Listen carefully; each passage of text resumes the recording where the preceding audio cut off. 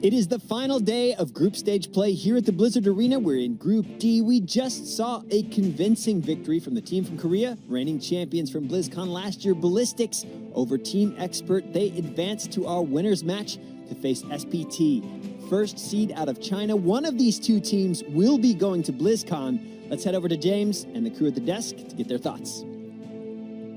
Thank you, Cloaken. To achieve something when I'm young so I can brag about it when I'm old, as we heard from Misaka just then. And I think, Gilly, it's great to kind of just get a glimpse into their lives and, you know, how they've kind of got here in the process. Yeah, SPT has been a dominant force now for Chinese heroes for quite a while, but I equate them to Tempo Storm in the North American region, where they're this band of misfits, these players from different teams that were down and out, whether they were kicked from a team or the team disbanded, and then they came together, and now they're at the top of their region, but can they go further? Yeah, you know, it feels like what they say about is a band of failures. I think it's true, but not failures because of their individual plays, but failures because their teams failed to have success. Yeah. It feels like the name Super Perfect Team is very fitting for this roster of 5 men. It's basically the super team created from 5 different teams. There were legends in China. Everyone knows E-Star, Edward Gaming, Spring Finals last year. Teams like X Team, not really on the big stages anymore.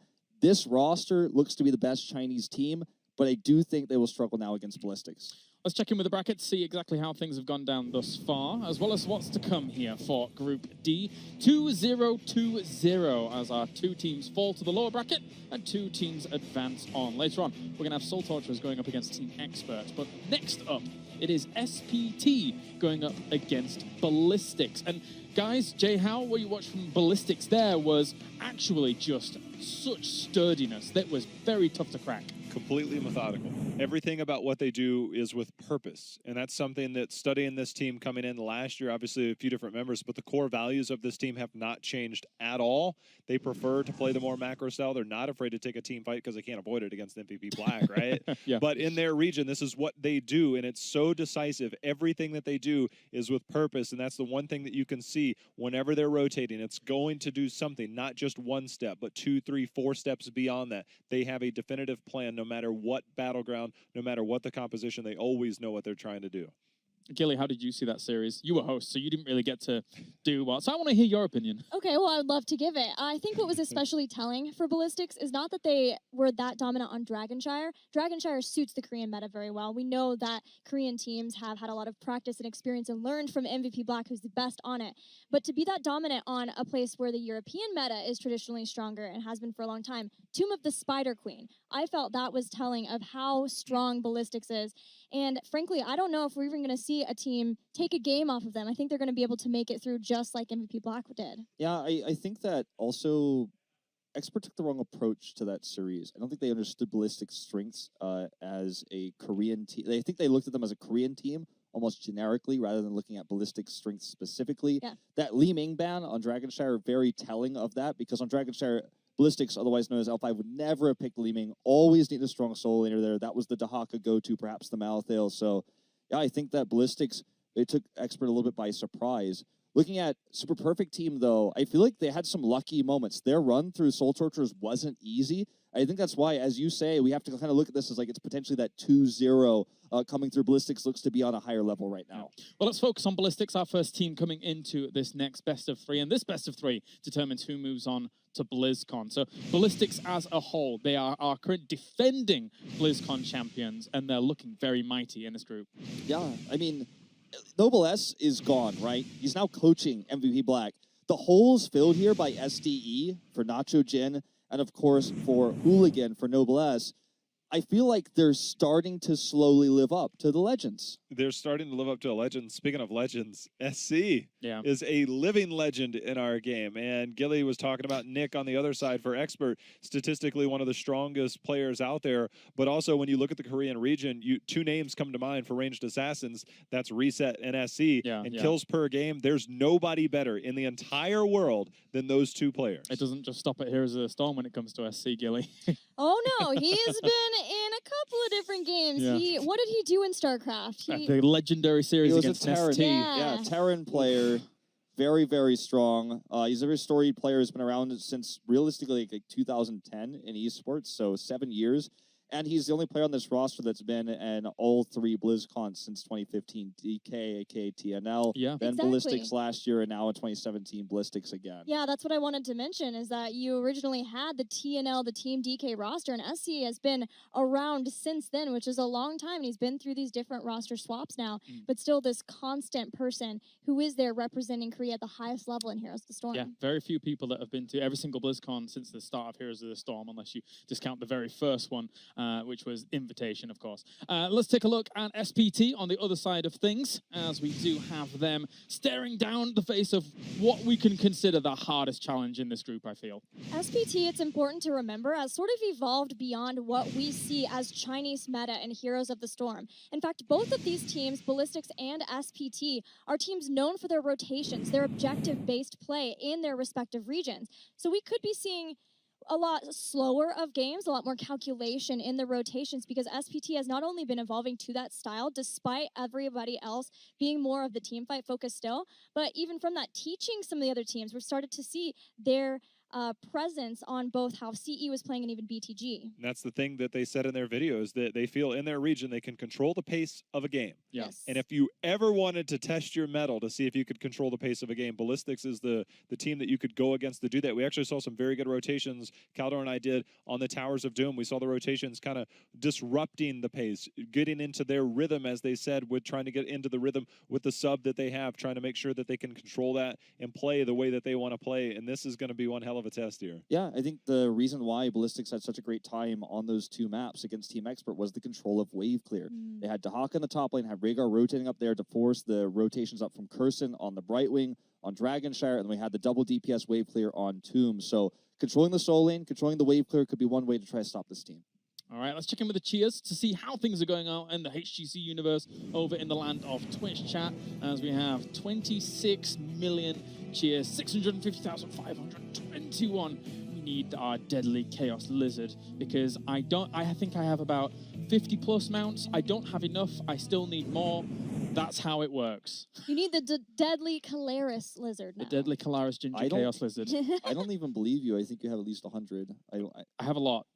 There's very few I don't have, now that I think about it. I just pulled 50 out of the air. What's your favorite mount, though? Ooh, the Unhappy Cloud. Me too. There's some new ones. That's my favorite mount. Yes. The new Hallows End ones, I instantly went and just purchased all of them right away. The horse that's painted like a horse? Yeah. It's a good mount. It's too good. It's a good mount. So the big question is that where are we going to go here for this first game in this series? Obviously, this best of 3. So let's find out which battleground we're going to head to and who has chosen. SPT chooses Cursed Hollow. Whew.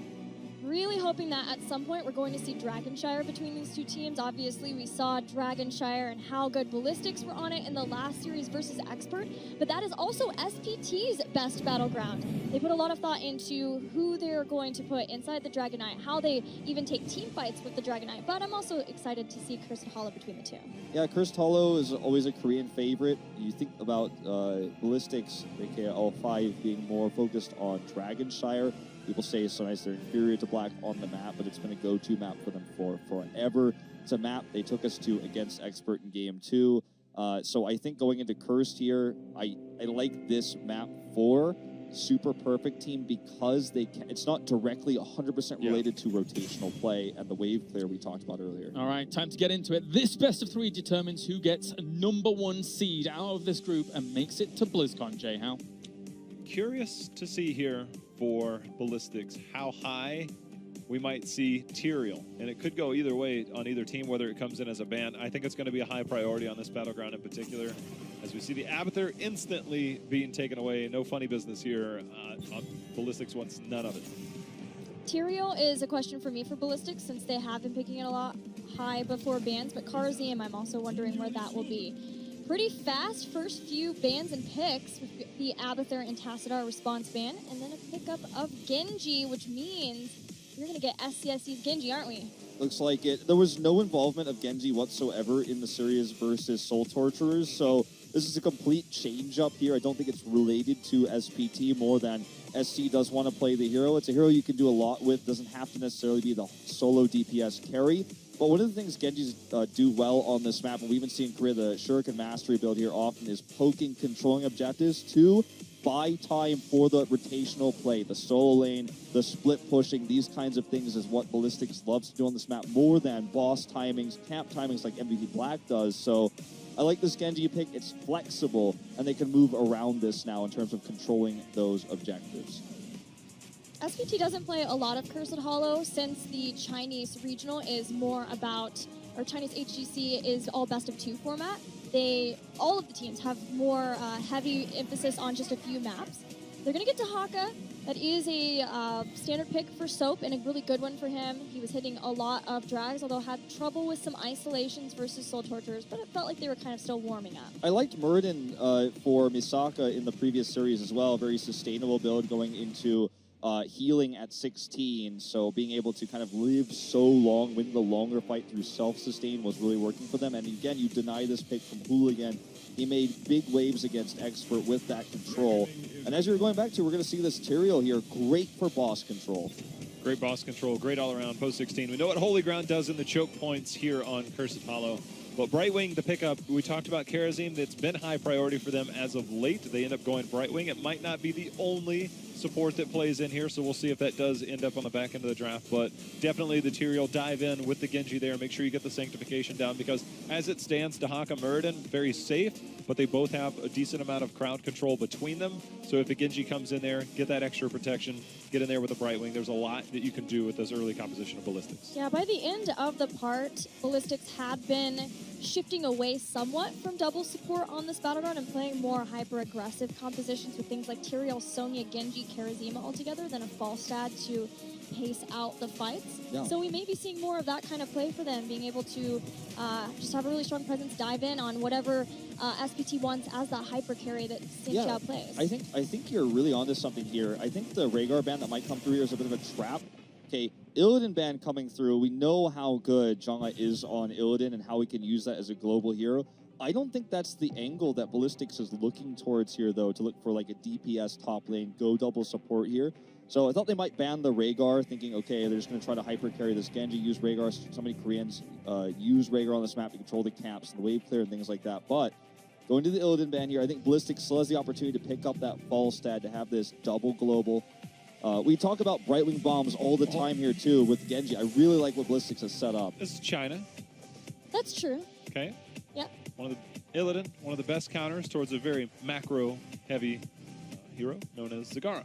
And it's something that we haven't seen in a while. It's something that the Chinese meta, if you go back to the first Eastern Clash, it's like, wait a minute, Zagara came out, and also North America started to adapt, and then she fell back out of the meta. I'm not saying it's a high priority, but it's a possibility that if you want to try and get that global control kind of out-rotate, out-macro Ballistix, they already have Dahaka, so it seems a little less likely, but I'm trying to just kind of wrap my head around the Illidan pick in particular, but Zhangha, obviously a threat.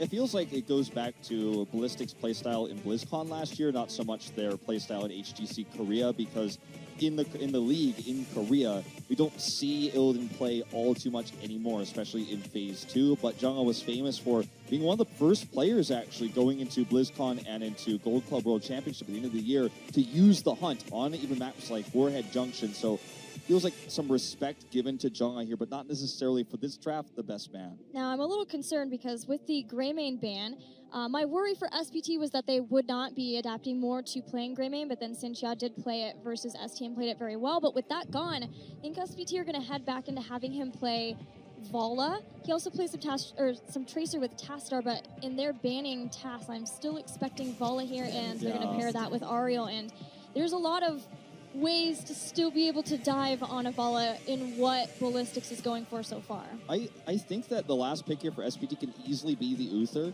Helps shut down Genji with your point-click stun. That's why Ballistix was considering the Uther ban here over the Greymane. But now for Ballistix, what do? If they want to try to fight head-to-head against this hyper-carry Vala, then we're going to see them take the secondary support, have hyper carry Genji. But I don't think they're going to do that. I think they're going to go down the Dignitas route, pick up a Falstad here, and again, just try to control this map, outdo the Haka in terms of globals. I wondered the same thing, and then I look over at Brightwing, and I'm thinking, do they want to double down on that? I mean, I think that's be a really good strategy. It's something that they played before as well. go into the Falstad, give you that range damage dealer, give you the global control, obviously the double global at that point. Will that kind of fit into the style that you want? We're going to find out as they've got just a few seconds left here on the last 2 picks. I mean, we can see things like Morales on this map with the Hypercarry Genji. We've seen it from Black. We've seen it from Ballistix. What's it going to be? Sonya Karazim. All right. Keeping it. Go with what you know. Go with what you know.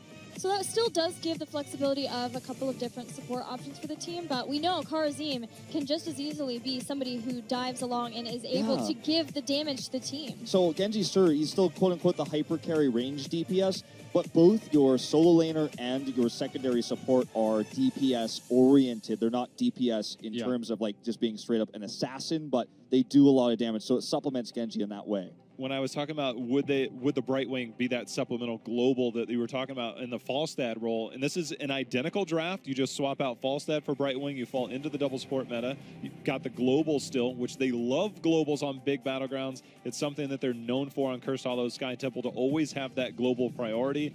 They get all of that and then some in a very good draft that we know that they've run in the past and not too long ago. Does SPT swing back the other way to a Falstad here? I don't think so. I think they're going to try to fight, tooth for tooth here, Vala versus that Genji with an Uther pick or a Morales pick. Zarya, a little bit different, but still similar type of idea. Yeah, and something that they are willing now and again to get, as well as kind of all of the Chinese teams. We've seen that be done even by E-Star before. But they were at the mid-season brawl. Every once in a while, Tiger would pick up a Zarya.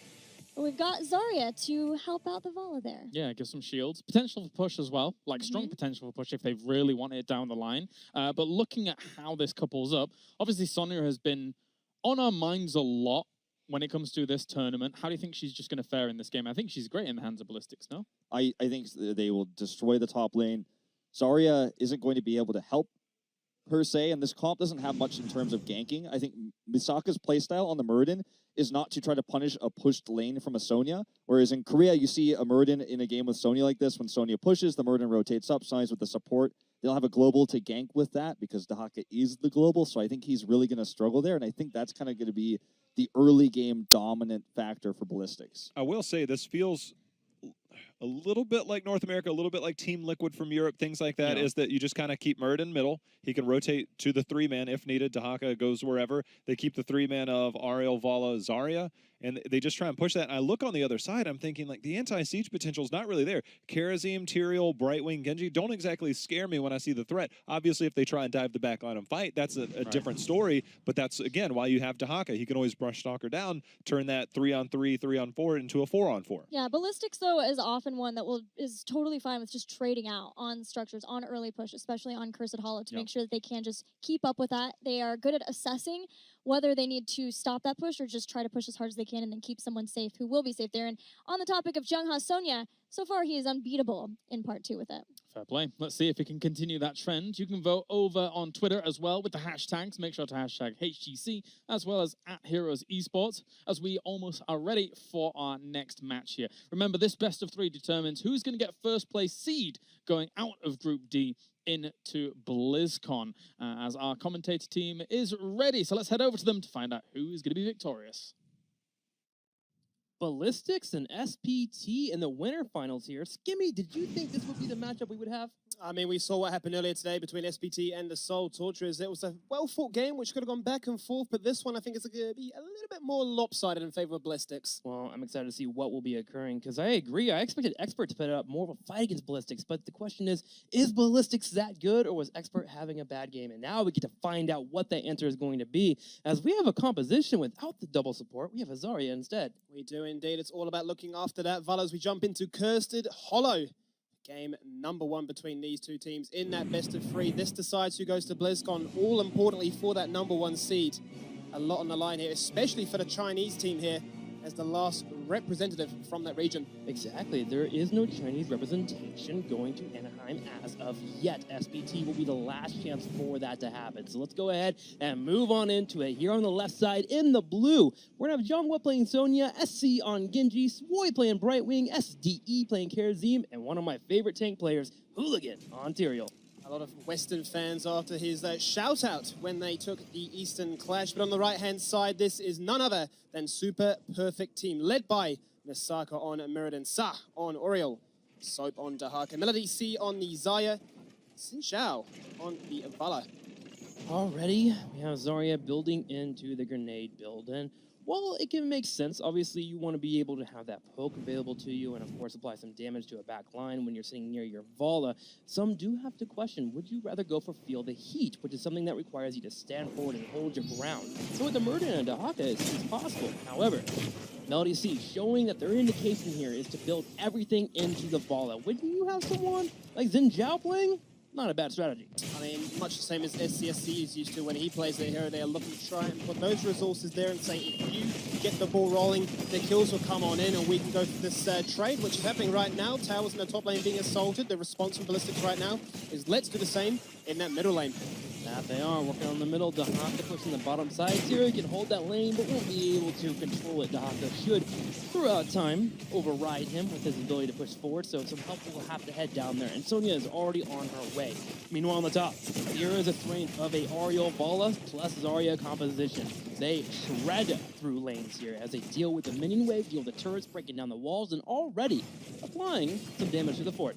Absolutely, not going to win that trade out as Ballistix did. Back away from the middle lane, so the assault continues. The knee-jerk reaction, if you will, from Ballistix has to come across. Two members rotating on up to try and deal with them.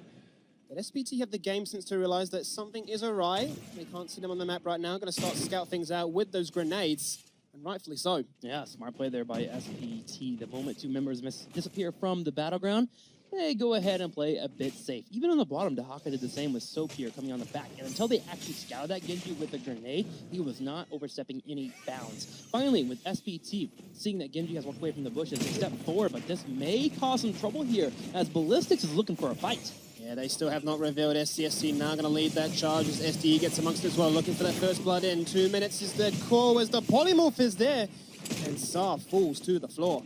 Ariel flung across the map there. SPT down 1-0 in kills already, and this is the big news for Ballistix. With that rotation, they could naturally peel over and start to work on those giants, where SPT doesn't have the same favor on their side. They have no one that can peel away from their lane and grab giants. So Ballistix, with a small maneuver, gain a massive lead.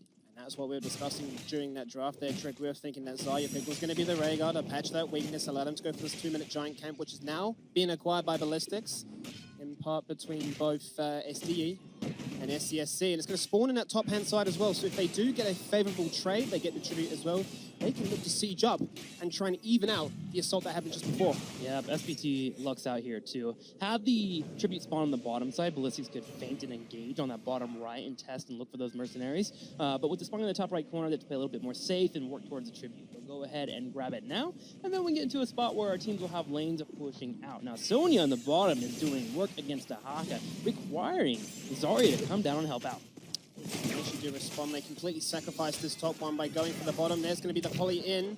So the phase shift in his John, however, receives a lot of damage. He's running for his life. He cannot juke left or right quick enough. Sonya falling to the floor, and that should allow SPT to try and find some fantastic value with the Giants to respond to what Ballistix are doing so far here. And that shield was important, Skimmy. If that shield wasn't available, Dahaka may have gone down to the turrets pushing his way. So Zarya being the savior of Russia, and of course this game for SPT. 7 right around the corner here. Xing Zhao's getting lower and lower on health, but Swoy may have overstepped, and he does. Brightwing falls. Talk about windows of opportunities. Look how close the XP bar for Ballistix is until level 7. Only just hitting it right now. Timing it out quite well for this tribute. We'll be spawning in at 10 seconds to coincide with the fact that Swale will be back up then as well.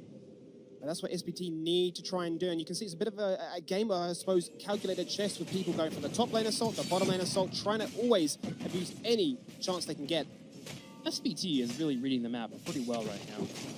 When the tribute spawned, it was down to the bottom left, and if you had mounted up, you had a Mirrodin that could distract a little bit. Zarya was near the corner, could come over and poke and slow down that tribute. But they decide, okay, we've killed a Brightwing. There's going to be no one in this lane to defend for a while. They take a fort in the top left corner. Ballistix comes in and gets a dive on the middle of the fort, by the way, and gets a kill. Nicely done. I mean, they kill Mirrodin as well, right? As you're talking there, 3 members say what tower, what gate, what fort. That is ours for the taking, and they collapse. Looks like SPT's game plan is to play the battleground, and Ballistix are bringing the aggression. Typically, you don't have this aggression really popping in too much, and that's around a Sonya, but they're making it work here with Tyrael and Genji diving behind enemy lines. They're finding these number advantages and punishing SPT heavily. One tribute in the top and one tribute in the bottom lane. So it's all to guess here. It's going to spawn in that bottom right corner. As both of these teams are relatively even when it comes to the XP field. Dahaka and Bright on the top here. SPT should be able to contest this. In fact, they need to contest this. Giving up an early tribute will allow Ballistix to take that level 10 early and make a play for a boss afterwards. So they go ahead and start the channel. Misaka leading the charge. Now, Zarya has spent her entire time working on the mercenary camps in the middle, so SPT knows they'll have that Zarya to come down and be in the fight while they'll be able to bring Dahaka in when need be. So Ballistix needs to make a call. Be too surprised if we try and see that slow aggression, given that teams are quite close to level 10. Both the globals are still in that top lane. Bit of a skirmish does break out in the bot. Scammy. Ballistix is flirting around here. 9.5 in experience here for SPT. We bring the Brightwing in. They have made the call. They're going for Melody, and they're going to get it on the backside. But SPT, they answered back by getting Karazim. Support for support right now as both Karazim and Zarya drop on down. You can see Jongha spinning to win right now, getting a lot of value out of that well when he's going to get polymorph, but it's not going to be enough. Oriel falls on through. SE. He's next. He gets focused here. The isolation coming out. The final auto attack. And Xin Zhao on the Vala delivers death. That he does, protected or not, only protected for a brief instance as the Hungering Arrow finds its mark and snipes for that 5th kill as they look to try and take out Sway now. The stun does land. Emerald Win might just be enough, however, Trick. The last second Emerald Win will keep Sway alive, but still, what was that? 3 kills? 4 kills that happened there for SPT, winning out on the team fights. And just to put that in perspective, 6 minutes and a half, and we have a total of 10 kills, Skimmy. I mean, we saw a very passive engage to start off the Ballistix and Expert series, but we are coming into 2 Eastern teams that know straight aggression, and they are looking to really give us a bit of a show match here to try and secure that ticket all the way to Anaheim. With so many kills, it must feel a little like ANZ, right? A lot of damage happening, constant fights occurring. Very fun to watch here, as SPT is nice and ahead in experience, about a half a level, and they're making a ploy for the bottom left boss. Hooligan, though, scouts it out. All started off with that polybomb, so to speak, as they split the team apart, one going for the vision, the other going for the collapse around that bottom tower. And it was a race to find that initial kill, and if you get that 1 kill, you can really snowball it from there, but SPT showing that they are not afraid of this opposition. I am worried for SPT, though, as we move past level 10. The ability for Ballistix to delete a target is quite high. But so is the truth here for SPT. Graviton Surge coming out, all the buttons being hit, and we no longer have a Genji on the field. I mean, yeah. The members commit to that one. They say, look, there's no way that we interrupt this tribute capture, which is in position quite nicely for the Ballistix team. As a result, now SPT are with this Vala composition. Going to look to try and find some value and even things out. You can already see that Misaka is there acting as that mobile ward, as the tank that he is. Skimmy. Ballistix got the curse here, but yet SPT takes the fort. I mean, it's a case of looking like, hey, we don't want to go for this trade. In the same regard that this fight doesn't look too advantageous for us, we are winning that race level 13, so let's keep that as the narrative. Well, SPT knows he leaves a fort in the top, so with the fort taking down the bottom left side, they're able to head to the middle and defend what they can, and at least have some outposts to move to. But Ballistix, finally, with all their members coming back on the field, are able to set up on the bottom side. Now, they have 2 choices. Go for the fort here that's already low, or leave it be and move in for a boss. A boss typically isn't seen as often during a curse, but when they scouted multiple people rotating up, they grabbed it. This is where it gets really scary. Typically speaking, during that curse phase, you don't want to be going for these objectives, but right now, I love the shot calling here. You can tell, given the draft that Ballistix have, they have so much boss control that they can get this one for free. They can rotate up top and say, look, that's going to push free with the curse. We go and try and take your one. And SPT don't realize this until it's far too late. Yeah, they saw Hooligan on the Tyrael on the bottom side. He popped in for the fort, showed a little bit of vision, showing that he was down in that area. But after a couple of seconds, they decided to go ahead and commit to their boss in the top right corner. And Vala was able to burn it down, while at the same time, they had their Zarya in a position to scout if Ballistix would be coming up. So SPT takes a trade. And I would argue, if they defend this boss on the bottom side, don't lose anyone, they actually win out on the trade. They wasted an entire curse, and they've gotten more kills, and they exchanged bosses. I agree, and I believe when I saw it on the minimap that SPT were far too far away, but no, they definitely have the game sense to realize that Ballistix are a miss, and where else would they be during that cursed phase? So no, the trade does come across. We're all evened up here as level 13 is the go-to. And as you mentioned there, Trek, yeah, SPT are saying, well, thank you very much. You've wasted that big power spike, so to speak, of what the curse can offer you, and not really found as much value as you would else desire. SPT has out-macroed Ballistix to a small degree here. Barely, but enough to where I'm actually impressed. Compare this to Ballistix versus Expert, where Expert felt like they were always in the back foot. They had great defense. SPT has actually been offensive in a way to give themselves the best defense. Absolutely, this is what we expect, none other than the Chinese team itself. But there goes the aggression. We're going to look to try and split members apart. The Aegis is fantastic, but it's a bit of a cluster. This should work for the Oriole, as the sanctification, as you mentioned, does come across. Zai's the first one to fall. SDE jumping into that back line, looking to try and deny that camp. But deny he will not, but he's looking to try and deny more kills. He goes for that double kill, and he's hungry for more. And Xin Zhao just can't do enough damage here. Masaka's even wanting to fight. This is a 3v5, and for some reason, SPT is moving back in. They were able to grab the Merc camp, it looks like, but they need to get out of this fight here. SDE turns around, delivers a couple of punches to the face of the Murden, but he will finally retreat, and Ballistix takes a camp and a couple kills. Fights like that really can go either way, in the sense that the sanctification will find value in a concentrated space, but same with Oriole. And it came down to that one single kill, and just like that, Ballistix run with it and say thank you very much. We will take that with a grain of salt, looking to get level 16 as well. The Holy Ground will find even more value once that's been unlocked. As now we slow the pace down, waiting for that next tribute to come about.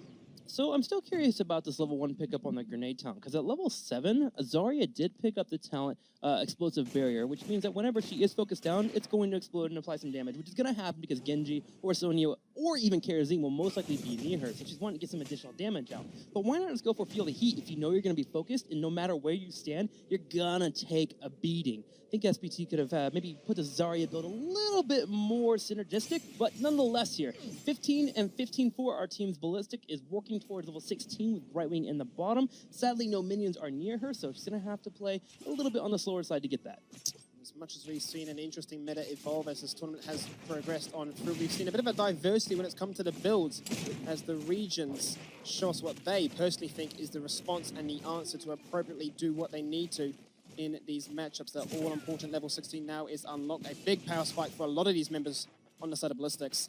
This scout's actually really important for Misaka. He's controlling this little area, not because he wants to fight, but because he wants to keep that Vala and that Zarya alive that's right above them. He knew that a jump over the wall, especially with a Karazin, can delete his teammates. And he needed to took that experience. Good little play there by the Murden. And SPT looks like they will safely get level 16. SPT trying to find some value in that mid lane jump. Deuces. Meanwhile was pushing top. And Ballistix, yeah, they were looking for that global trade. We've seen it happen on this map in particular, but no. He rocks up S a little bit too late. 1-1 when it comes to the curse. I don't know, you guys don't have a camera, but Skimmy actually waved goodbye to Dahaka when he beat inside that bush there. That was awesome, man. I mean, it's the Outback, right? He kind of looks like a dinosaur. I'm used to seeing those when I just walk down the street. Dinosaurs leaving here, and they'll be back soon as we have Dahaka in the top lane, and here we have a tribute on the bottom side. SPT is primed for a team fight. All they need is a proper timing here for Dahaka. They do, as Hooligan looks to jump on in. The Holy Ground is fantastic, and it splits the members apart, not to mention the Brightwing doing a lot of work there. And just like that, SC does SC things, and he finds one, he finds two, he goes for the triple, he wants more, he's hungry for the fourth, he collapses, and Soap, as squeaky clean as he is forced to run away and lick his wounds. That was ridiculous. SC actually got hit by a detainment strike, pushed into a wall, but he was saved long enough there with the Holy Ground as well as Infication to allow for him to turn around and turn SPT into a smoothie. Smoothie, as healthy as that might be, it's not looking too good right now, as this keep is for sure going to fall on down. The respawn timers are quite quick. This isn't game. This can't be game here. They're looking like they're poised for it. The sanctification is down for another 50 seconds and will win in 12. Palm is the only big ultimate available right now. Zarya's up. We'll have a heroic as well. Have Soap in the side here, looking for that trap. We do have the shield coming out. Jongwoo getting lower, getting healed up here. This core is getting lower and lower, down to 30%. Sonya will fall, but on the side, we have multiple members still alive for Ballistix, and they will focus the core and get the first win of the best of 3 series.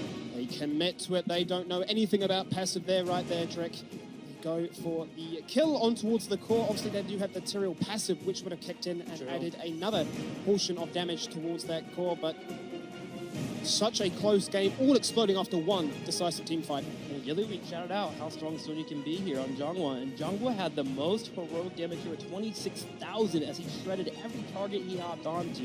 Let's go ahead and go to our analyst desk and see what they thought about that match. Thank you very much indeed. I think that as much as Ballistix looked great at the very end of that game, there were moments where SD looked significantly strong at the start, more so than I would say Expert did against Ballistix. Yeah, SPT had the good rotations that we had talked about. They were good there, and they even had a really good team fight once they get to 10, but the time when Melody C was trying to stall out and stop the Sanctification, put it on the 10-second cooldown, and wasn't able to do that, that Sanctification went off, and that was a really big first of 2 team fights that spelled the end for SPT. Yeah, that was the first one. Really good interruption on the Sank. I wanted to look at a replay, actually, show you guys the second fight there, this game-deciding team fight. Focus on the Genji here. We're going to see Brightwing go ahead and phase shift in. So as you see this, we're going to watch SC's positioning. It looks like the shift comes through too early if you think about protection. But look at what he does. This is what we call a Brightwing bomb. Pause it here. Because look at this. You just see this split across. Just totally. If we could bring it back, we can watch that one more time. You could see how you jump in there. Brightwing bomb separates everyone. And now look at the fight. SC's just able to line them up because there's no one to protect Xin Zhao in the back line. Those tanks are pushed to the left side. There's too much sustain there for the burrow coming in on Dahaka. Yeah, he stays alive, but he can't do anything to peel anymore. So Soap, the last one that lives, but you get that 4-man wipe, and you just walk towards core. The first fight that did go well for SPT was when Melody C was in trouble and he pulled people up. Yep. Traditionally, SPT does fare well in skirmishes, which is one reason why they're so good on Dragonshire, but it's when they dictate the skirmishes. And those Brightwing bombs didn't let them do that. That's when problems started to happen, when they were split apart. Also, Sa, he doesn't traditionally play a lot of Ario when he's with RPG, and so that you could see that there were some issues there with some detainment strikes missing and those kinds of things for him. The whole thing about it is, a lot of times we talk about execution of compositions, and some teams can draft well, they don't necessarily play it well. That is a composition where, for the most part, you can get value of 2 out of the 5 pieces, 3 out of the 5 pieces are functioning.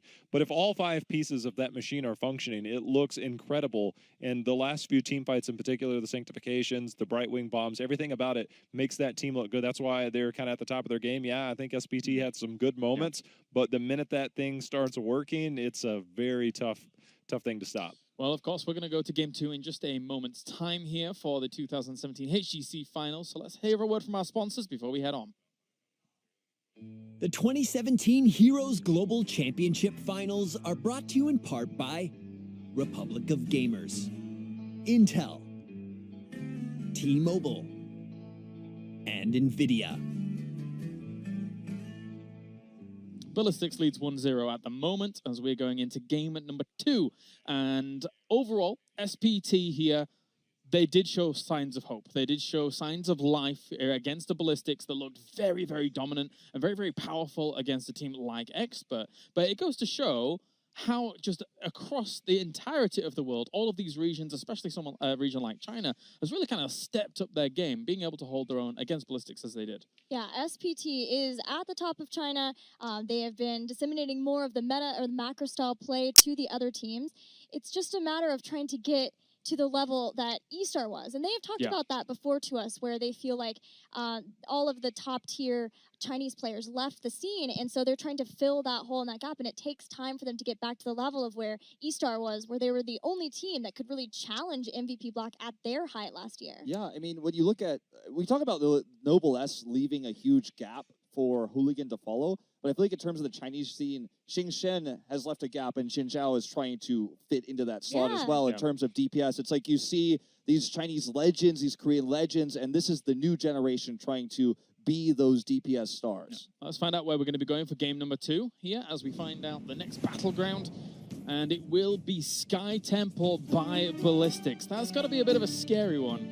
This is, in my opinion, their best map. I don't care what win rates say at all. Even if it's a 100% win rate or it's a 50% win rate, the way that I see Ballistix play this is, it actually was a blueprint for the way that Fnatic kind of plays it now, or the way that they played it throughout this year. I think Fnatic learned a lot during last year's BlizzCon against this team. The same way that I talked about rotations and the macro play on Cursed Hollow, it's even further exemplified here on Sky Temple. We'll see the high priority potentially on the global here for Ballistix, so I'm really curious what SPT has for an answer. I'm scared of Sonya. Yeah, game 2. It's going to be seeing if Ballistix here can move on to BlizzCon in strong, dominant fashion. I like the way that Jay Howe describes that Gillyweed, a blueprint for Fnatic. And obviously, last BlizzCon, you were able to cast a lot of Ballistix, doing so well in the macro game. Yeah, Ballistix, that's always been, as long as they have been a team, their high point. They are even more concerted with their rotations a lot of time than MVP Black, but MVP Black is more risky in the types of choices they will make as far as objective play. Whereas you might see Ballistix try to stick together and group around a mercenary camp while they push multiple lanes. MVP Black would, after a Dragon Knight phase, go straight to both camps, and that's a punishable point. I think what SPT tried to do last game is they took two half measures. The Zarya pick was clearly them trying to say, we're going to try to win the early game with this pressure, and we're also going to try to win team fights in the late game. We have this hyper carry Bala. So they took the team fight thing halfway. They took the pressure in the early game halfway. In the previous draft, they could have just drafted Uther instead. Would have made defending Xin Zhao in that last fight a lot easier, for example. So I'd like to see them go down one strong path, not two half paths here in this draft on Sky Temple, because this map is unforgiving. As you know, Jayhoud said earlier, use your macro to get ahead. This map snowballs. It's the most common second pick map in Korea by a landslide, because the winning team takes this one, tries to get that landslide victory, close the series out very early, get that 2-0 lead, you know, momentum-wise in a best of 5 and a best of 3. It could end here. You choose first pick over the map, and you need to have a really solid game plan with the composition you're building, not two smaller plans, two ideas combined to one. They have to respect now the Genji potential after the last game. It may not be high priority for Ballistix, but it's certainly a threat after that first game. Taking away the Tassadar leaves open, or takes away the potential Vala, as we see the ETC first pick there, but see if Genji is locked in. We don't have the snap lock like we did last time. Man, I'm kind of hoping that Ballistix wants to go for something else. ETC is a high priority for them, or it has been on Sky during part 2, but I really want a chance for Melody C to show us his Genji too, because he also plays an incredible Genji, and it's a different style than how SCSC would play it. I think we might just see them lock in Genji Brightwing. Boss control, which is so important on this map, and the single boss you can do an early boss. You get level 10 first, that's the Korean way. Play the macro game, get the lead, not by getting kills or picks, but by getting structural damage done with the first temple phase. You go to the third, you take that control of that boss. Maybe we'll see them push towards it later, but the Genji and Brightwing bomb combo we saw last game was so strong. Gonna save it for now, though, looking for wave clear and the stability that Hooligans Meridian provides. Do you think that Meridian Rega for them is just going to be a staple to... Like, we saw it in the last series that me and you were casting Wolf, and then from there, they can craft anything around. This tells people nothing about what they want to do. Yeah, it's more of a reactionary comp, and I think that's maybe the idea for Ballistix. So, okay, we're going to get ahead on this map. This is one of our best maps, as JL was saying, but you chose first pick. And what are you going to do with that? Let's react. Let's not try to set the pace in the draft, because we're one pick behind. And that's kind of how Heroes works, right? When you have first pick, you lose that map choice, but you have the opportunity to set the pace. That's what first pick means, quite literally. So it's a more reactionary draft here for Ballistix. And, you know, they did go for the Muradin Rhaegar very early on in their draft against Expert when they had first pick themselves. See what they want to do here. No, they get the Genji Brightwing, yes! Okay, so they have an opportunity to give Ballistix a taste of their own medicine. All right. Very excited, Gilly here. Guys, get ready. Uh-huh. Now let's talk about Sonya. Get ready to watch Ballistix try and run away from it and just win the map. We've seen That's what I feel like I'll try and do. We've seen so many times Korean teams. Black did this. We saw Tempest do this as well. When Brightwing is chosen early with a draft like this, just immediately go to the Sonya pick. I think a ban on the Sonya would be so strong, because Brightwing offers you that split soak in the late game. You can teleport in, you can have these Brightwing bombs, but Brightwing is never a threat like Sonya is in terms of pushing, especially in the earliest of early games. So I think a Sonya ban here would be very wise. They could then draft the Tyrael if they want to protect their Genji, if they want to play against the Malthael. Possibly telling toward a Malthael. Malthael sets up well for Dragonblade to finish off a complete team fight, wipe a team, and would also be nice for the Touch of Death healing reduction of Rhaegar. The funny thing about this is, I like the choice to ban the Lucio because it's a strong secondary support, gives rotational power. If you ban either the Sonya or the Malthael, they can kind of draft around that. With ETC already picked up, it's unlikely SPT can draft a Tyrael to deal with that Malthael, right? So if you ban the Sonya, they take the Malthael, they can't take Tyrael. But this time you force Ballistix to make the choice between these two top laners here. And I think that's why Ballistix is hesitating a little bit. Dahaka is still available. Perhaps he's the more well-rounded pick here for this map. But they're going to have to make one of these choices now. And obviously we're looking at DPS. So it's going to be Dahaka. They choose the more well-rounded of the three. They have the Sonya, the Malthael, Dahaka. It's what they did against Team Expert. It's the safe play. I agree with you on the sense that they had to make a decision on one of the two of those. They end up with a Dahaka, and to me, it just screams that they're going to try more of the macro-style focus. And it just kind of brings back a memory of last year with Ballistix coming in. It was on Sky Temple, and it was kind of when I saw, I guess, Ballistix for the first time stumble a little, and it was during the first Temple phases that somebody brought the fight to them on the Temple. They slipped up just a little bit, didn't win the team fight. And I think that one of the band-aids to that is to make sure that you don't lose experience somewhere else. You have the global there, so if something does go wrong, that's your fallback option. I'm not saying they would lose a team fight. I'm not even saying likely they would. But the possibility of that being there, to have that fallback option, have that more well-rounded global style, I think that's just a safe pick for Ballistix. Well, time's ticking down here for SPT. They're going to have to make the choice as to what they want to do. Secondary support or secondary DPS like a Falstad here is going to be, okay, kind of a weird hybrid here, but comps like this have not done well in this tournament. Comps that do not have a dedicated solo laner. And with Dahaka on the other side, Brightwing is going to struggle. They're going to have to find some way to counter that Dahaka or they're going to have a bad time. I feel like right now we'll probably see a 2-on-2 kind of split. ETC can kind of hold his own just because he's not really going to die in that lane. He has a self-heal, things like that. We might see the 2-on-2 split. It might end up being a 1-1-3. When you talk about the Brightwing, you generally want to have your global in the bottom lane because the first two temples are top and mid, things like that. But you're likely going to have Lunara with Ariel. And the Li Ming in response. So solo support Rhaegar versus this composition, but you do have the second, potentially third win for Murden. You've got the Essence from Dahaka, so you have sustainability in your front line to be able to hold with that solo support. This is very rare for Ballistix, and based on the fact that we saw a Li Ming ban actually in the expert game, leads to me to believe this is some sort of scrim sort of feeling from these teams that's been kind of leaking around. So this is rare. I think it gives them more burst, and they're going to try to burst through that double support. How sold are you on SPT's comp? Lunara is just not in the meta right now. It is a Xinqiao pick that they're wanting to do here, and it kind of functions as what I was talking about with Malthael, where you're softening up many targets, and then you have a Dragon Blade who can finish them off.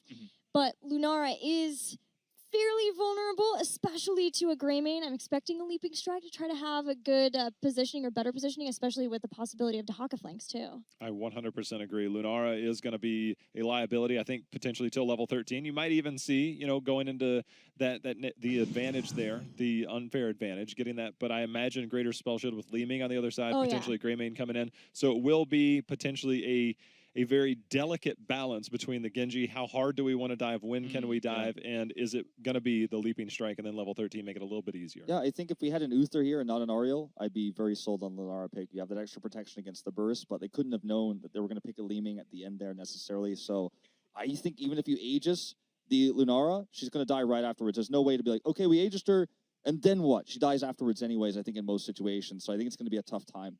Right, Lunara, of course, an old school battery for Lunara. To say old school being about half a year ago or whatever, but that's by the by. Let's see if SPT can prove us wrong with the execution in this difficult comp. Going up against Ballistix, 1-0 at the moment to the Korean team. Let's head to the commentators. Lunara is now in the mix here, but Skimmy's been pretty excited about Li Ming throughout this entire tournament, and Ballistix seems to have pulled her out for you. Finally, it looks like I actually know what I'm talking about, right? So we get the Li Ming, we're going to get some resets, we're going to get a little bit of roll 20, but with the resets being on one side and the other. That's right, we're going to see that Li Ming popping in and out and see if she can get those kills that are needed, but I am worried about the Lunara, very similar to the analyst desk at the very top of the show here. It's so difficult to take a Lunara and actually spread poison consistently when you have pressure coming your way, and the amount of power that is up here for Ballistix. Right, I mean, it seems a bit of a crutch, so to speak, right, with this Oriole. Teams have been heavily reliant on it, and the results speak for themselves. As we jump into game number 2, this is Ballistix's choice. This is their map. It's Sky Temple. Here we go. Into Sky Temple we go, and you're right, it is their battleground. Very similar to Fnatic. They are quite dominant on it. Will Super Perfect Team, a team that is willing to bring the team fight to Ballistix, be able to handle those tempo phases? Let's go ahead and hop on into it as our players are ready to go. And someone else we have to shout out. Hooligan on that Murden. I think we've only seen him twice so far on the Murden, but I think he is by far one of the best Murdens we have in this tournament. Here we go, Trixler, game number 2, with Ballistix currently leading the series 1-0. One more. Secure that ticket through to BlizzCon, led by the man himself, Hooligan on that Murden, Yongha on Dahaka, Sway on Rega, SC on the Greymane, and SDE rounding things out as the Li Meng. SPT on the right side in the red. Masaka playing the ETC. Melody C playing Genji. Sa playing Ariel. Soap playing Brightwing. And Xinjiao will be playing Lenara. Will he be able to get the damage in this matchup here to allow Genji to clean up Ballistix? Ballistix open up the battleground pretty well, but safely here, just trying to make sure that nothing fishy can happen. Nothing fishy at all. As Wolfily described on the panel there, the weakness of the Brightwing really can be something that Ballistix can look to abuse. Much the same as we've seen them do on this map in the past, if they get that advantage, they will run with it. The lead is very hard to give up at that stage. They're already punishing the Brightwing. They've put Greymane and Dahaka in the bottom to deal with the Brightwing. Shove her in as much as you can. You're not aiming to kill the Brightwing. You're trying your best here to burn the ammo on the turrets, but also to peel away support from the normal lineup of the Lenara. Lenara's going to be with that Ariel, but now she's just by herself in that two-man lane, which makes it much more difficult for her to push out. The threat of a Murden coming in and dodging out on Detainment Strike makes it difficult for Lenara to be that aggressive. And just like that, Trick, they then swap that two-man rotation to the top lane as Jongha drops on up with Swoy, looking to put that pressure there as well, looking to try and get some early aggression. And that means that this tower is their focal point for this first temple phase. Look at that much more value. He is chasing around this Dahaka. He went all the way from the bottom lane all the way to the top. He comes on up here, and he's actually doing a really good job at shutting down Hooligan. That's right, Hooligan. I'll give you props, and you're going to feed. There we go. Hooligan getting picked up in the top right. The Caster Curse provides us with a first blood in favor of SPT that showed that they are definitely not out of this game. Yes, it's not their map choice, but they showed us exactly what they can do on the Cursed Hollow against Ballistix, and you know, you can't completely write these guys off just yet. Exactly, that's a good point. I mean, remember at one point on Cursed Hollow, SPT was ahead in kills, 6-4 over Ballistix, in a spot where they were able to shut down a curse from them. SPT is capable, but are they able to pull it off again? You could even argue they were actually winning in terms of objectives. They were taking the boss, they were actually making more value happen. It all came down to that one poly bomb with the Genji. SC cleaned up the roster.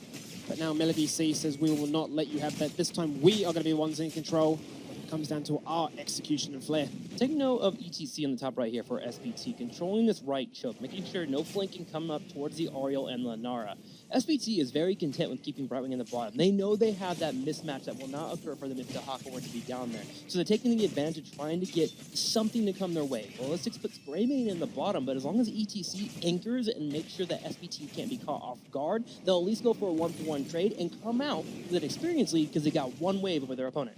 I mean, SDE for 1 second there, almost flirting with the idea of going for a gank on the bottom lane, trying to take out the Soap.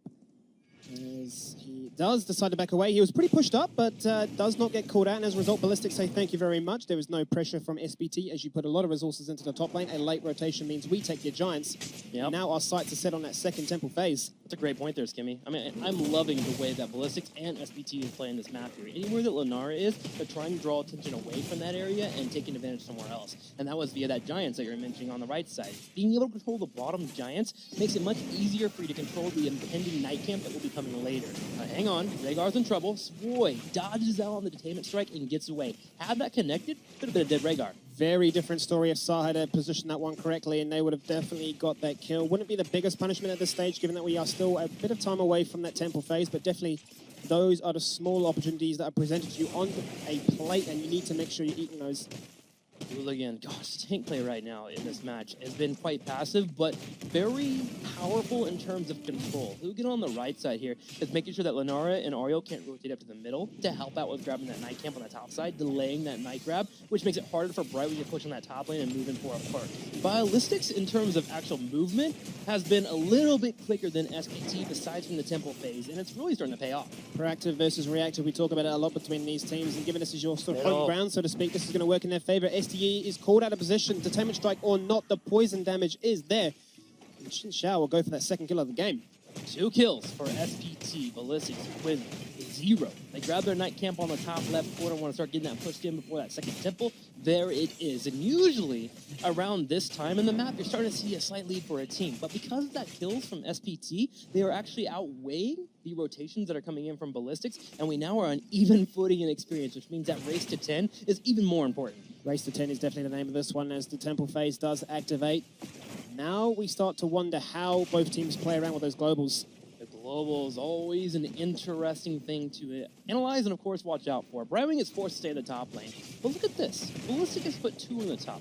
They are content with trading out the temple on the bottom side because they have turrets there for defense if they can get the fort broken down. And in fact, they're trying to catch SPT as they come up to defend that area, slowing it down as much as they can. Let's go ahead and take a look at that fort. Is it low on health? No, it hasn't even been hit yet. So SPT identifies this and gets there up fast enough to be able to slow anything from occurring. This is actually really cool play for Sky Temple. This is a big abuse of that rotation that you were discussing earlier in this series there, Trick, and right now they collapse on. Yes, Li Ming goes to the floor, but it doesn't matter because the trade is there, the drag connects, the kill is there. That's 2 for 1. Little small mistakes costing SPT there. 2 kills come in for Ballistix. They take a hike in experience here, moving towards level 10. Now, what is their follow-up? Do they push in the fort, which is typically what you usually want to do if you're not in state already? And yes, they do. They move in for the fort, putting Greymane in position to shred it down. And Ballistix starting to run a little bit here with those 2 kills. Some of the isolations being picked up into Haka players as this tournament's gone on, specifically to try and deny the amount of pressure that an ETC can output on the battlefield. But this time, it's all about sustain. You got Avatar, you got Adaptation, Ancestral across the board. It's about staying alive, making sure that Melody C finds no reset potential. But the X-Strike here from SPT, Skimmy, that is an interesting pickup. I mean, that's a complete variation on the fly. I mean, they got staged up to try and deal with that global pressure, but the X-Strike, we talk about it a lot. If you're not confident with that invulnerability to find the value with the Dragon Blade, how about the X-Strike to try and make that X mark on the spot? Yeah, looks like they want to try and delete Li Ming in particular here. Li Ming is actually someone that if you go for a dash onto, usually they use their ability to jump away, their teleport quickly, and then the X-Strike is easy to follow up as they are usually having that slight wind-up on their animation finishing. So SPT might be intending to go for that, but it is still a curious pick. Dragon Blade gives you so many more tools. We'll see how they try to pay off for it here as Zaka gets caught on the bottom side, and Emerald Wind will have to be utilized to get him out. Power Slide was interrupted mid-animation, which does force Soap to burn that ultimate very early on. And Ballistix will run over that. They'll say thank you very much. We can now go for this rotation, knowing that now our team fight potential is even stronger. Ballistix continuing to move round and round here. They're opening up the map. The middle of the fort and the bottom of the fort are open so they get more wiggle room. This wiggle room has given them an angel here. She's in trouble on the top right side. Gets picked off. Bisaka hoping to come help. Has to try now escape. Stun into Tongue, and that's a dead angel right there. Looking for a second kill. If they can go onto Misaka, this would spell a lot of doom for the SPT squad. But Melody C rocks on up. He's going to act as that second member as an engage to try and say, be aware, I am a Genji. I am looking to try and even out the scoreboard. But as you say, the theme of this game really has been a case of Ballistix running the strategy. They've been proactive, and SPT constantly trying to force these reactive style plays. Ballistix is looking incredibly confident right now. They know they have a lead. They have opened up the battleground very well. There was a spot there where they tried to actually use Wave of Force to interrupt the power slide to kill off the ETC. And had Hooligan actually landed his Stormbolt, that would have been a kill. SPT is starting to be outmatched here in terms of macro and even team fights. At some point, it feels like they're going to have to group and force Ballistix hand. Whether that's around a boss, whether that's around a temple, something needs to happen here because Ballistix has gotten the upper hand almost every fight since 10. Bit of indecisiveness from SPT, unless they're trying to do that mind game of we're going to go for the boss and force out the scout here from Hooligan. Brightwing is on the bottom temple for the most part here, but 13 must be the big point as to why the hesitation is looking like the likely cause. Sinjar going to get aggressive, using that leaping strike once, then twice, going for Swoy, and the kill is connected. Xin Zhao and his movement is just a beautiful sight to see. Jumping over the SCSC, which a lesser Lenara would have tried to kill that Greymane, jumping over him as a stepping stool to get to the Rhaegar and take him out. This gets them closer to level 13, but also allows for them to grab that top temple here, which finally will get them closer to taking a fort out. But here's the issue. Look at the bottom. Jungla is getting keeps. Yeah, once again, it's that macro style of play, right, where you're going to the top lane, you're rotating through to the bottom lane, you're allowing that level lead to stay in place as the 14 mark is really the big part for SPT. You need to try and find that team fight as the chaos is definitely not on the same level as we saw in the Cursed Hollow. It's a good way to put it there. It's not too chaotic here. It's mostly control from Ballistix. They just seem to have ascended above this group, if I would put it any other way, when you look at all the matches they have currently had so far. And they are well on their way to already making it to Anaheim. But let's not count SPT out yet. They still have a chance here. Even on the talents, still have this boss up and play. While this boss is still here, there is always an angle that SPT could possibly exploit here if they can get Ballistix to overbite on a fight. And let's discuss the boss itself. Obviously, the resources are in favor of SPT to try and control it. Wave of Force will be a big talking point, but SC is low. He concedes death, disengages to the right, team runs to the left. And with that in mind, 16 is still a bit of a way from Ballistix, but this is the perfect opportunity right now for them to go for a boss themselves. And this is why you never count a Chinese team, SPT, ever out. They will find a way to get a pick with the team fight. They found one there with the Greymane. They even bring the Brightwing in. They are going to take this boss. Now, here's the question. We've seen a couple times with Chinese teams that they'll grab this boss after a kill or two, and they will just completely push with it. With the Brightwing being on the field here, they have that option, but with Dahaka pushing in the top side, Misaka decides to use stage dive. They've got to keep this keep alive. They're going to go ahead and just grab the boss and allow it to passively push. Absolutely. I mean, this is a case of Ballistix hitting 16, so there's no real sieging potential that SPT can look to achieve. Let's just deny this. As you said, keep this keep alive. Get on that even talent tier footing. This Ballistix slowly starting to set up those win conditions with the keep now being exposed to Temple on that side of the map. We'll start to do some work. This is the result of the ETC going to the top lane. I mean, the fort was grabbed, but you look at the minimap, Genji, Ariel, Lanara, they played way far away from the boss. You need a tank of view. You need some kind of engage. Even Brightwing came, and Emerald Wind may have risked a lost team fight, especially with that 16 hitting that you were alluding to earlier. So SPT is going with the safe route, but maybe not safe enough. Genji rolling the bush on the left. Melody C getting focused pretty quickly from Li Ming, but with the supports coming in, they will keep him alive. Protected or not, yes, he definitely took a lot of direct damage, all started by the man himself, Hooligan, on the Mirrodin.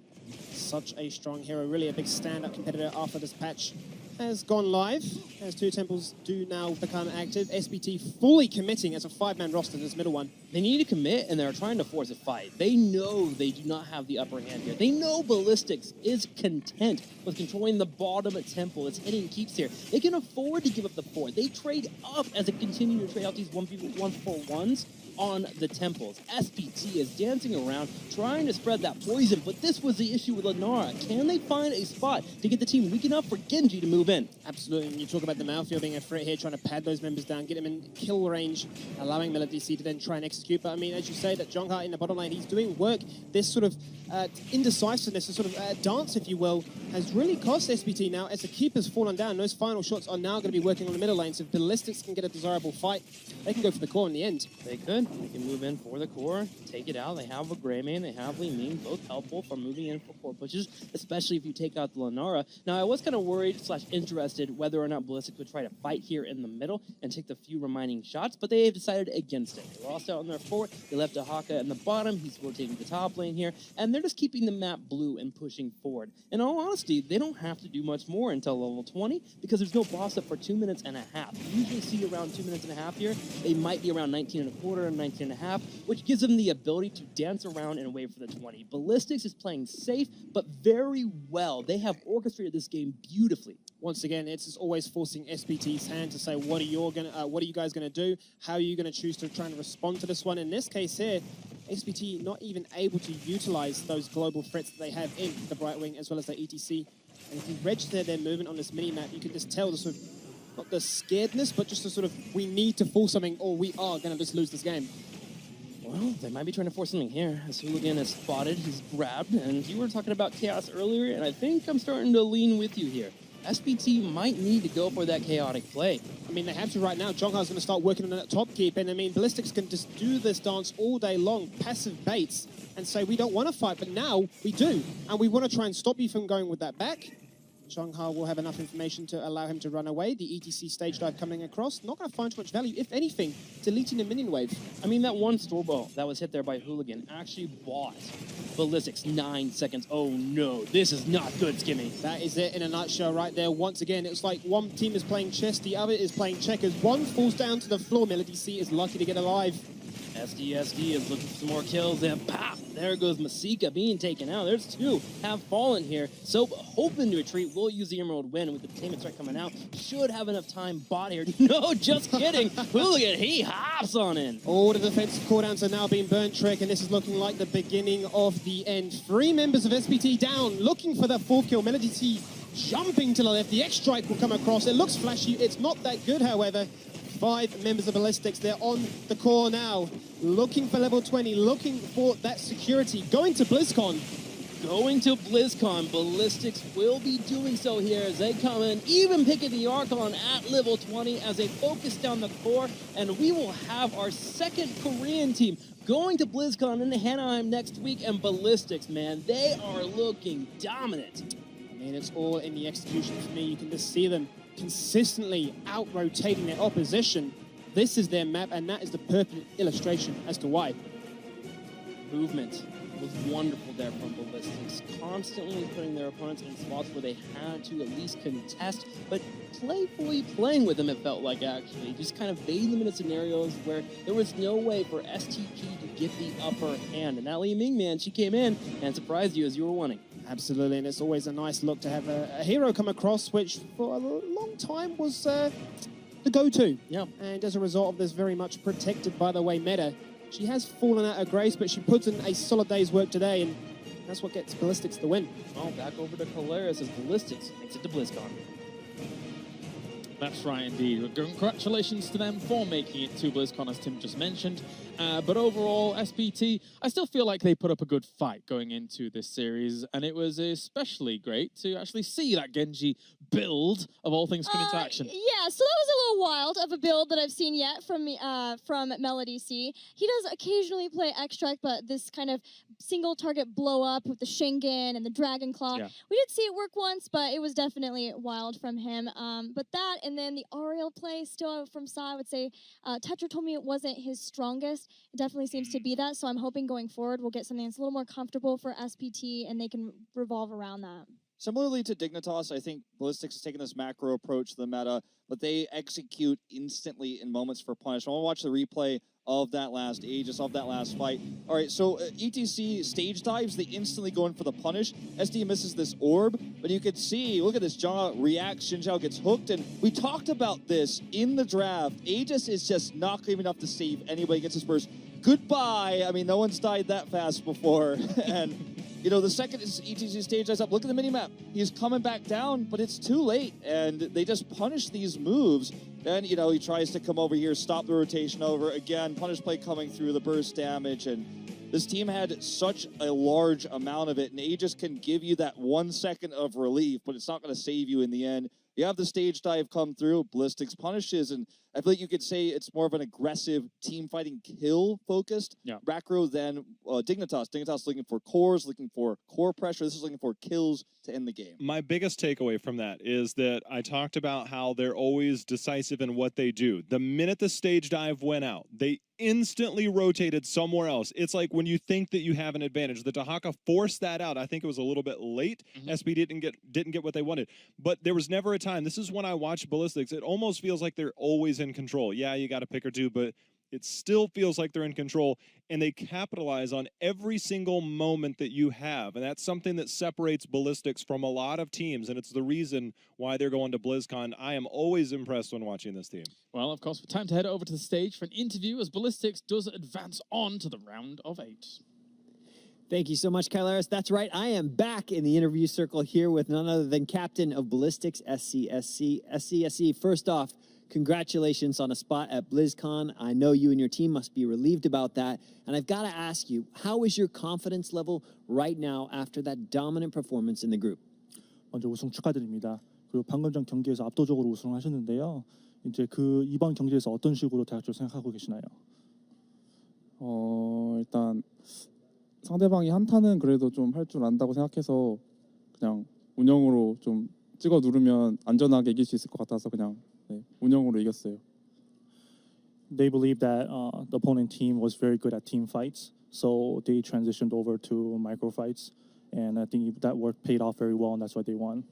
That's fantastic. Leads me into my next question. I'm actually curious how your team, Ballistix, currently looks at the game at a broad level and how you balance the focus between macro play, controlling the battleground, and team fighting. Do you tend to focus more heavily on one over the other? 볼리스틱스 팀 자체가 굉장히 한타랑 이제 운영도 둘 다 잘하는 팀인데요. 어떤 식으로 조율을 하고 있나요? 게임을 하면서요.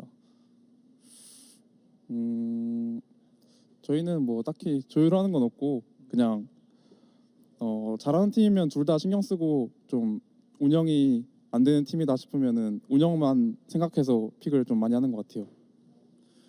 They don't actually focus on trying to balance between macro fights and team fights, but they more focus on opponent teams. They say that the opponent teams are weak, a little bit weak on macro fights. They tend to more focus on macro picks and just overwhelm them. Awesome. All right. Well, you have a week to prepare for BlizzCon. How do you guys intend to spend that week? Are you going to be kicking back and relaxing, or is it nothing but grinding some games in preparation? 이제 블리즈컨까지 일주일밖에 안 남았는데요. 어떤 식으로 시간을 활용할 생각이신가요? 일단 연습할 시간이 있었으면 좋겠는데 잘 모르겠고 그거는 그리고 좀 상대방들이 이제 좀 잘하는 팀만 남았어요. 그래서 좀 VOD 같은 것도 많이 챙겨보고 하면서 연구해야 될 것 같아요.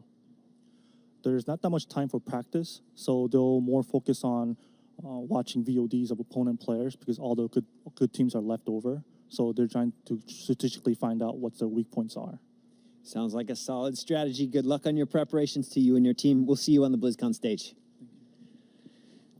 All right, Ballistix, the reigning champions from last year's BlizzCon will be back in Anaheim next weekend. Stick around. We've got our elimination match. It's Soul Torturers up against Team Expert just after a short break. You won't want to miss it.